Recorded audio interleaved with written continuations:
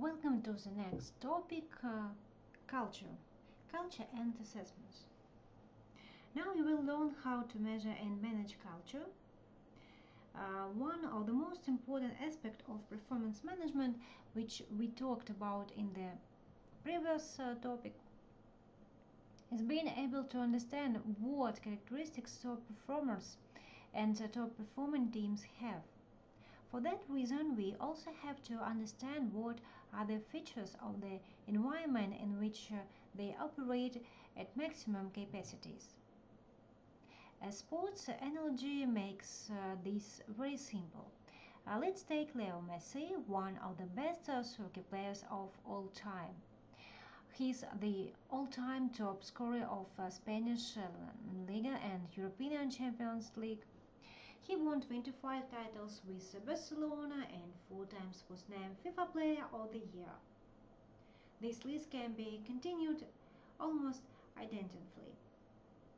Messi is an ideal performer, yet he hasn't yet won a single significant trophy within Argentina national team.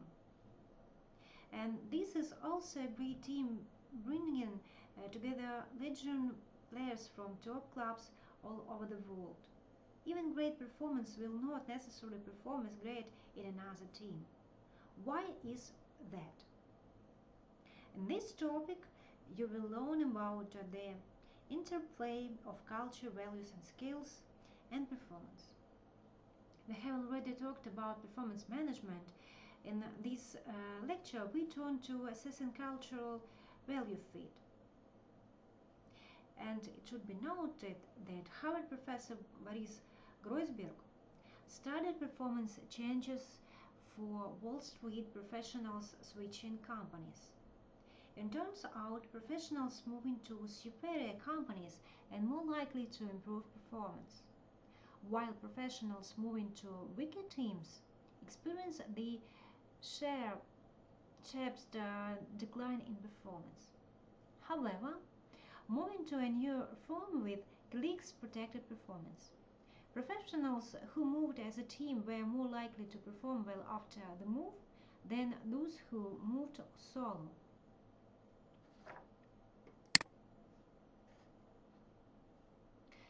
Organizational culture refers to employees' shared assumptions and norms, as well as tangible aspects of the work environment that influence and reflect those beliefs. The foundation of corporate culture is laid down by the company's founders and top management. It deals with demonstrating and encouraging in others certain behaviors. It doesn't necessarily have anything to do with values started on corporate websites or displayed in lobby decorations. In the end, it is about employees' behaviors, not about slogans.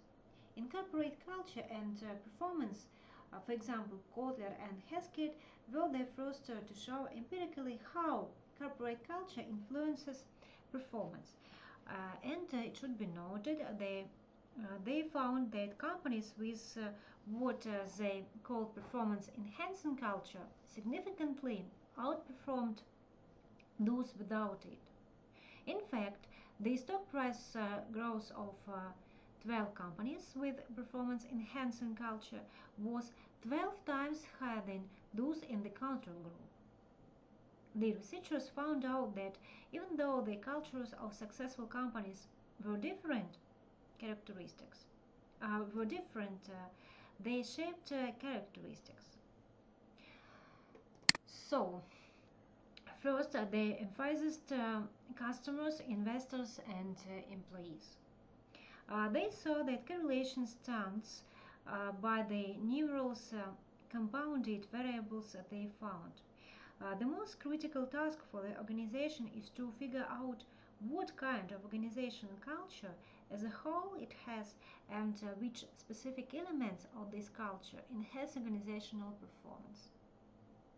This magic formula would be very different, unique for each organization, but It directly affects all people management issues, including what people should be hired or let go, how they should be managed, evaluated, developed, paid, and so on.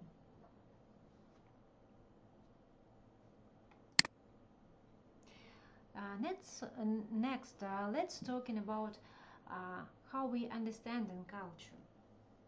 Organizational culture, despite a vast body of research, is a very elusive category consisting of various components that are described and measured. A Frankian HBR blogger, John Cullen, identified 6 characteristics of a strong corporate culture. This is vision, values, practices, people, narrative, and place. Values are probably the most talked about and least understood element. In simple terms, values are important because if they are truly shared and internalized by everybody in organization, you can expect everyone to make similar decisions based on these values. This can lead to a great autonomy with less handholding, faster turnarounds, leaner hierarchies, and so on.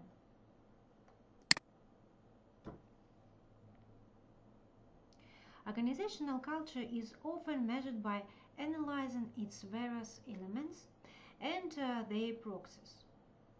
And you can see these assessment instruments. The element may include values, interpersonal dynamics, formal and informal practices, processes, rules and norms, relationships between various hierarchy levels and business units, and so on. Because the element of organizational culture and hard to measure various tools, analyze their proxies usually dealing with perception and behaviors. Perceptions are often measured with surveys. Behaviors can be measured by observation, which may be pretty expensive. Surveys and automated techniques that can capture behaviors. For example, you can analyze decision-making flow by conducting an analysis of internal communication, emails, internet, phone calls, and so on, and find out that the real flow differs from the one that is formally prescribed. Surveys include regular 360-degree assessments when everyone is asked to provide feedback on their colleagues, subordinates, and supervisors, as well as real-time feedback systems which are used to capture behaviors as close as possible to the event. Many gamification, many gamification tools attempt to capture real-time positive feedbacks by allowing employees to reward those who demonstrated certain corporate values by doing something. One of the greatest dilemmas many managers face is whether performance trumps behaviors. Does it really matter how your salesperson sells in he beats his or her quota by 200% every month? Who cares if your developer does not share his knowledge with younger colleagues and fails to add valuable comments of his code work and he codes fast and well? Basically, his code does what it is supported to do. As we discussed before, values matter, and so does adherence to a company's principles and traditionals. If there is an observed contradiction between performance and culture changes, performance metrics are not set right. Measures sure they are focused on the company's long-term objectives and go beyond just financials. Culture is yet another approach that helps setting those goals right. For starters, top performers who do not share everyone values can significantly demotivate their teams. and thus decrease overall performance. If data analysis shows that teamwork is a value that leads to greater overall performance, having someone who optimizes his or her performance at the expense of team will be counterproductive. But on the other hand, a certain company might find out that collaboration slows things down and individualism is part of the company's DNA, which makes it very effective. And this company will embrace it, though creating cut through competition between its employees. In general, performance at all costs can be effective as a short-term strategy, but it rarely yields. It rarely leads to growth in the long run period. Values and other element of organizational culture are the DNA of the company, which must evolve for the organization to grow. But it is the unique DNA which makes the company successful or not successful. For example, former CEO of General Electric, Jack Welch, devised a matrix where he showed that values are important as performance. If an employee demonstrates high performance, but low cultural match, changes she is not a good fit for the team, and that person may need some coaching. If there is a cultural fit but low performance, values match by low performance, that person may need some skills training. If neither cultural fit nor performance is high, that person may not be a great team member for this organization.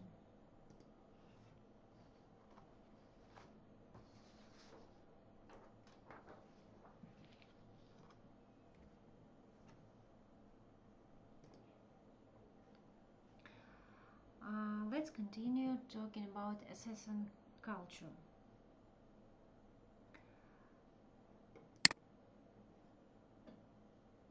The culture, values, and behavioral survey ask respondents to identify the values that matter most to them and those that matter the least.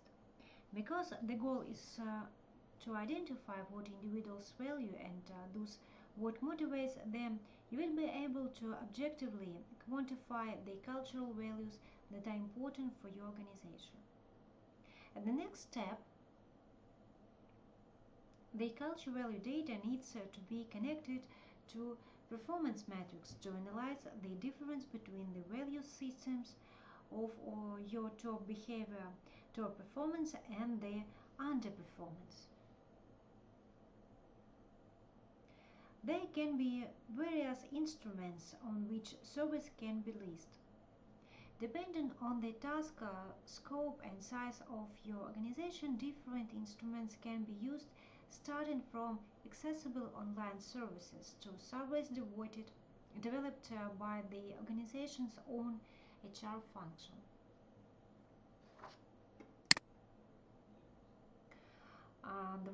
There are components for measuring culture. These three components are useful to understanding your companies, your schools, your university, your families. So your company is real as opposite to official culture. First, you can see knowledge, the first point. Do people actually know what the values are? Can they recognize when our behaviors and decision making is consistent with those values? You can measure it by a test that could be anonymous, of course. Then perception. perception of the culture. Perceptions, opinions about what are the real values and culture of the company. That can be evaluated using also surveys or focus group held outside and facilitated by outsiders. Questions should focus on identifying what are the real values and priorities versus what is stated. For example, a lot of companies talk about diversity but tend to hire people that look and think like them. Behaviors, this is third part of measuring culture. These are incidents of good and better decisions and employee behavior related to their value. If one of your values is work-life balance, for example, you might want to measure how many employees work while actually being on vacation. Having identified what culture aspects make the organization successful and what values and behaviors drive their performance, you can apply those to your hiring decisions.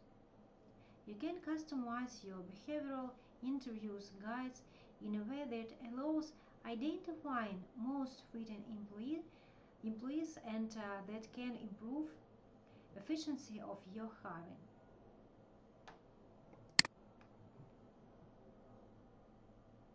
Despite the fact that different factors may be driving success in different organizations, several things are still damaging productive culture in any organization.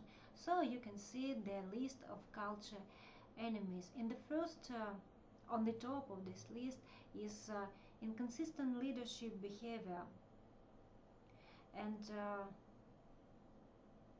demonstrated arrogance. For example, growing too fast or too slow can be also damaging for your culture. And growing company can disrupt its culture as there are too many people join it at the same time. Many successful organizations really heavily on culture fit in the hiring processes, and that is one of the reasons why employees referrals matter so much. Since employees share the company's values, they can be relied on in evaluating potential team members' fit. For many companies, the culture became a specific competitive advantage. For example, Zappos, an online retailer of shoes, clothing, handbags, and accessories acquired by Amazon internationally encourage employees to spend more time with each other outside of work. They believe that having friends at your workplace increases engagement and contributes to performance. One of the technologies that could be used for proper culture diagnostics and improvement is Good.com. They have established their own testing system based on several existing psychometrics technologies that determine cultural archetypes of organizations, teams or individual employees, and the best way for them to cooperate with each other. Like with many other things in people analytics, there are no universal rules in terms of organizational culture management. However, culture matters and culture can be managed. That means that disregarding it would be a mistake for your organization.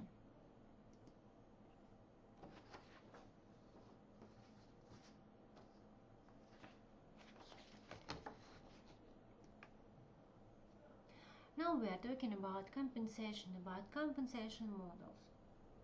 In the previous topic, we talked about the importance of culture, how to measure this culture. But what about compensation and benefits? It is pretty important. You may pay more, you get better people and better results.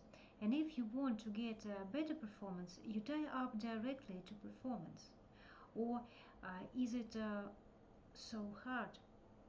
This Bloomberg graphic, some Bloomberg graphics showing the relationship of compensating stock performance pairs of top paid CEOs. Is a pretty telling example of asking a data question which gives you no useful answers. It should be noted that we all know that CEOs are not paid for performance. Well, actually, there is plenty of researchers showing there is correlation between firm performance and CEO compensation. Whether there is caution is a totally different story. Of course, there is no one-size-fits-all compensation models.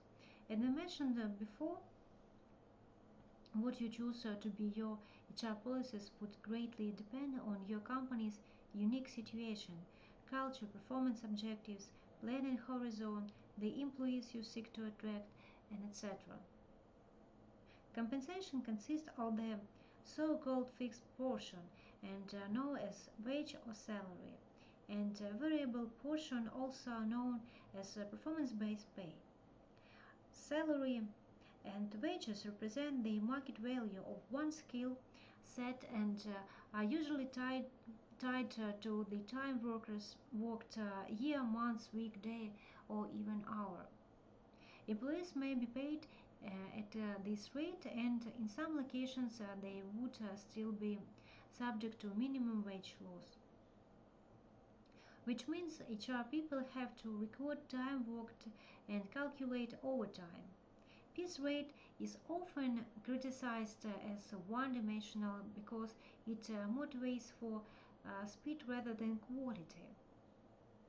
Base pay is critical to the organization's ability to recruit and retain talent.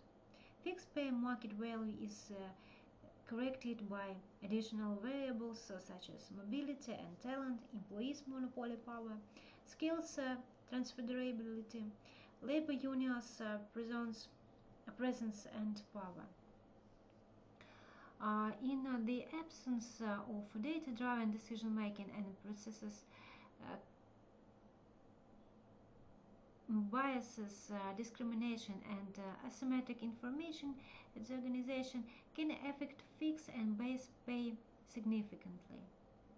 And through sense of equity, performance turnover and engagement are affected as well.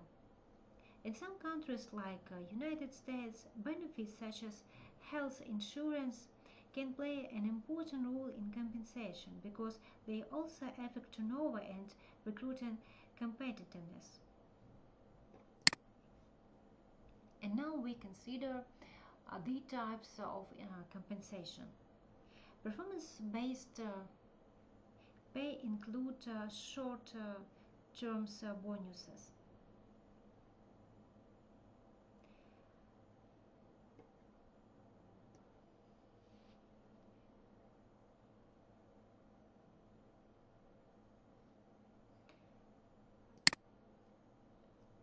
As I said, performance-based pay includes short-term bonuses which are paid at the completion of a specific project or periodically, like monthly, quarterly, or yearly. And as the term implies, they are supposed to incentivize certain behaviors and performance. The rule of thumb is that such bonuses are most effective when the employee can see the direct relationship between his behavior or action and the reward. The key problem with short-term bonuses is incentivizing immediate personal gain at the expense of long-term values, of long-time value. And finally, there are long-term incentives which can include deferred compensation and various profit sharing schemes, including stock options and stock appreciation rights. These these tools are used to inspire a sense of ownership, retain employees, and promote long-term thinking, including preventing decisions that lead to short-term personal gains at the expense of the organization's interest. And it does so by aligning those interests with those of the employer. Pay for performance incentives can apply to individuals' terms and the organization as a whole. Individual based incentives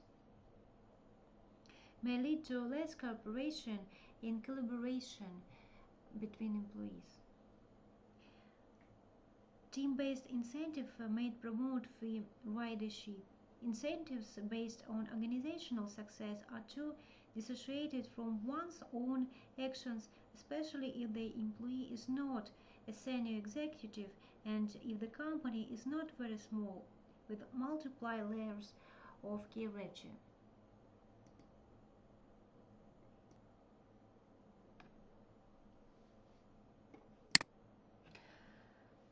Now consider compensation model. The influence of compensation of performance is very hard, even though compensation is the most easily quantifiable aspect of people management and it is usually the largest expense of any organization. Connecting compensation to performance is very tricky.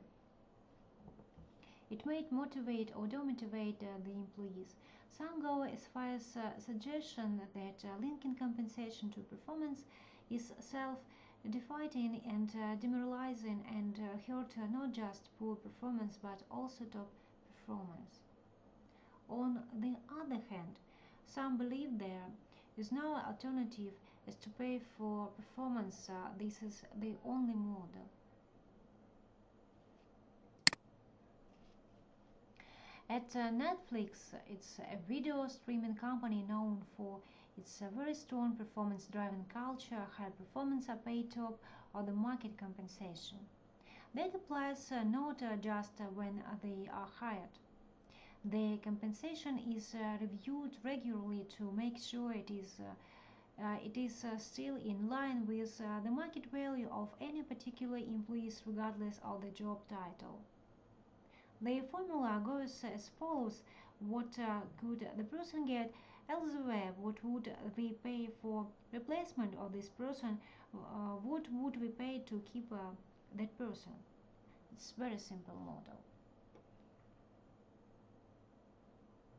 And if they had a bigger offer also elsewhere.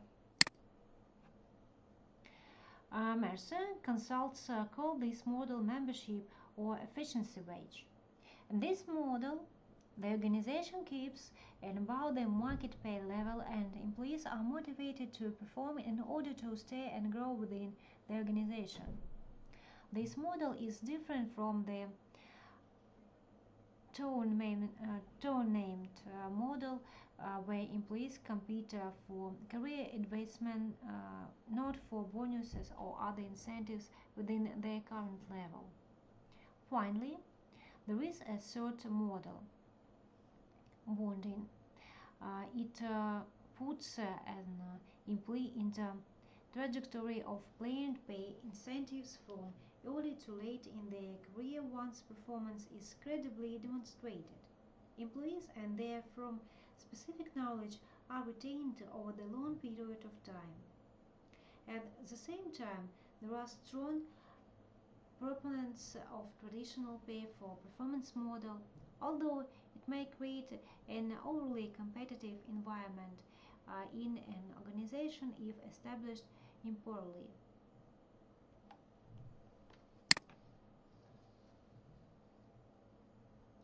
But with no pay for performance at all, you are at risk to demotivate high performance employees because of the people's in their sense of equity.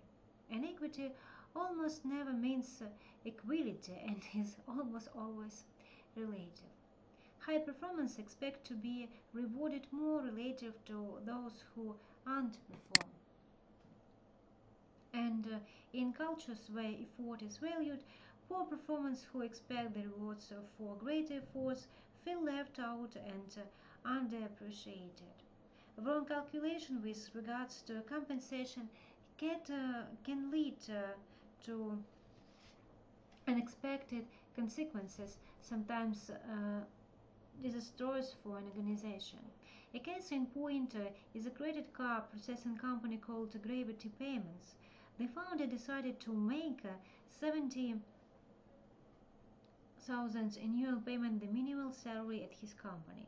High good intentions actually backfired as senior employees who spent a lot of time with the company and invested a lot of efforts in it felt that the decision was unfair because the underperformers got a huge rise while senior employees actually didn't get one. Indirectly, the decision affected both the minority shareholders and employees holding stock options, which both dislike and the company's effort. Some companies seek to strike balance between pay for performance model and non-equitable model, where pay is not connected to performance. Next, SES Institute, for example, doesn't set individual goals for its salespeople. Instead, it uses team metrics. One other problem with team metrics is, of course, the free rider dilemma. Many employees will try to shun their responsibility in the expectation that someone else will do their work. That can be mitigated by what James Cecil and other researchers called mutual or reverse monitoring. It is a practice when team members have an incentive to both help and monitor each other and incentivize to work with more effort. Another concept Rose mentioned is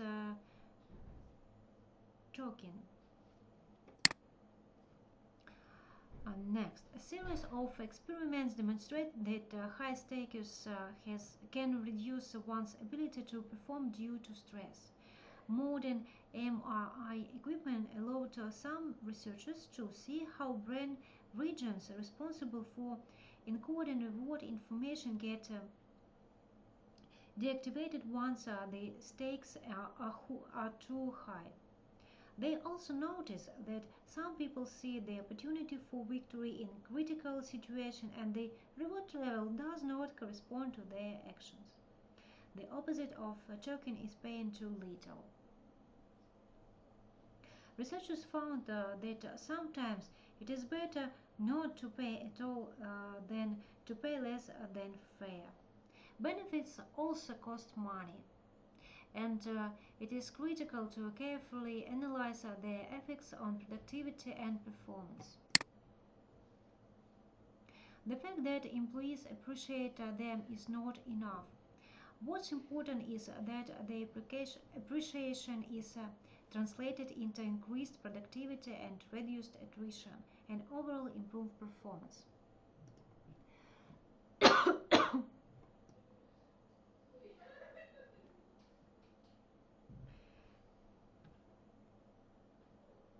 The fact that employees appreciate them is not enough.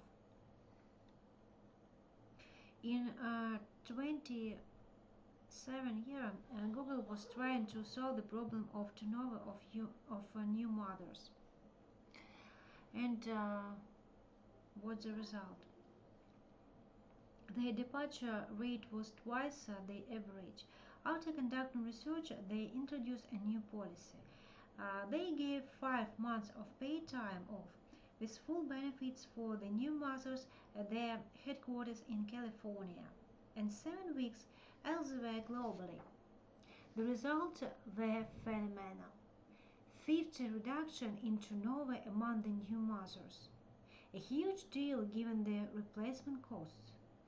We will be thinking about replacement cost of employees in the future topic on recruitment. And now we're talking about benchmarking.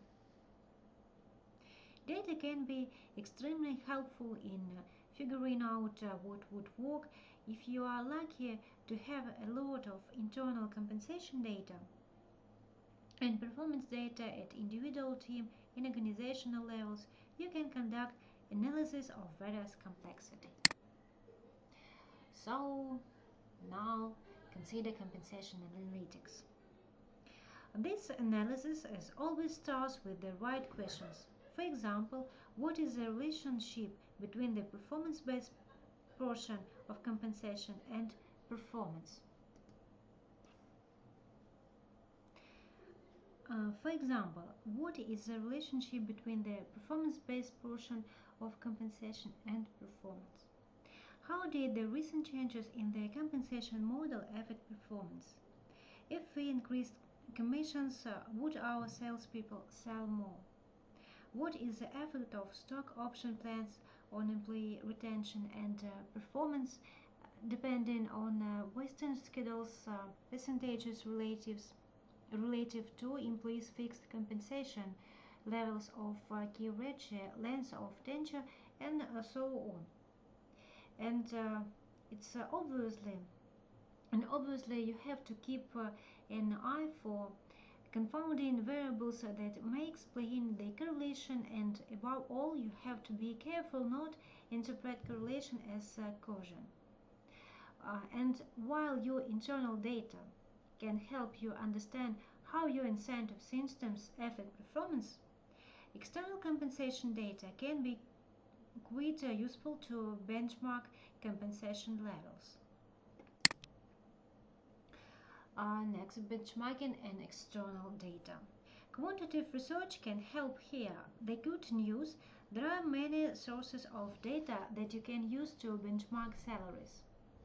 But on the other hand, the bad news, you still have to calculate, or this is the good news if you like math.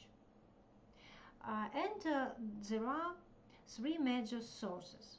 The first is traditional surveys. And you can see this traditional surveys on such source as wantonline.org. They are published by the government, associations, and consults.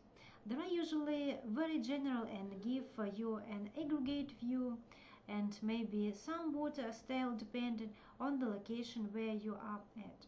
This website, for example, gives you a wealth of information on all sorts of jobs tracked by the US Department of Labor. Most of the information is dated 2015, and you can get state level data. Such sources are the cheapest and very fast method to get salary benchmarking. This second source, online data, from sites like PayScale and Glassdoor. In places with strong government data transparency practices, you can find public sector employee salary data openly available. Another type of data, particularly for traded company, is their feelings.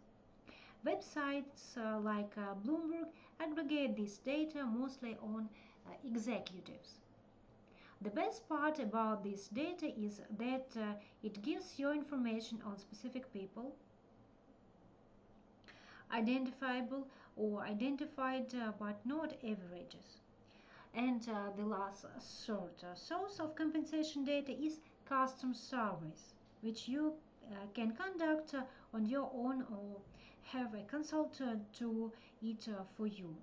Custom surveys entail contacting a competitor or similar companies to learn about compensation levels for the jobs you are interested in.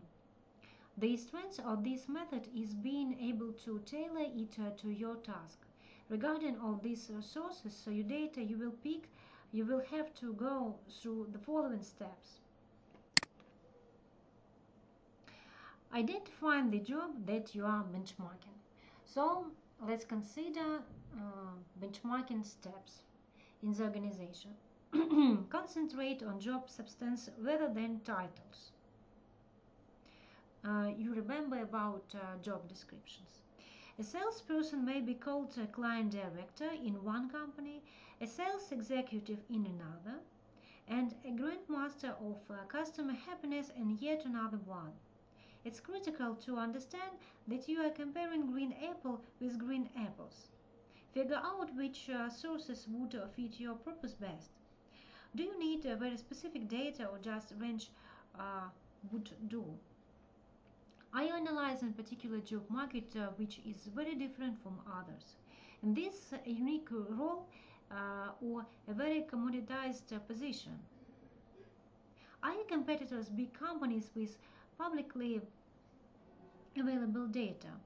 This question can help you pick the right sources. Write your data. This is stage number 3. If you are doing a salary survey and one of your respondents provided information on 3 employees and another on 10, taking simple averages may not be a good idea in this situation. The same applies to different sources. How many salary reviews was your grandeur figure based? And how much do you trust the numbers you got from salary.com? By whitening, you are basically deciding how much influence a particular sources will have on your final results. Compensation is a critical topic which is hard to avoid when talking about human capital in the organization, but as we have seen, it's very hard to generalize. Eventually it all boils down to your unique situation, but unfortunately reward systems are seemingly the easiest to manipulate. In their world where conventional wisdom is highly influenced by the concept of the traditional economic man, consultants and managers often resort to fixing compensation models to resolve problems that lie much deeper. As Jeffrey Pfeiffer put it, it's simpler for managers to tinker with a compensation system that than to change an organization's culture. And I would like to say that today, with so much internal data one has access to, one could gather it's important to look at compensation and performance relationship without forgetting a myriad of other variables.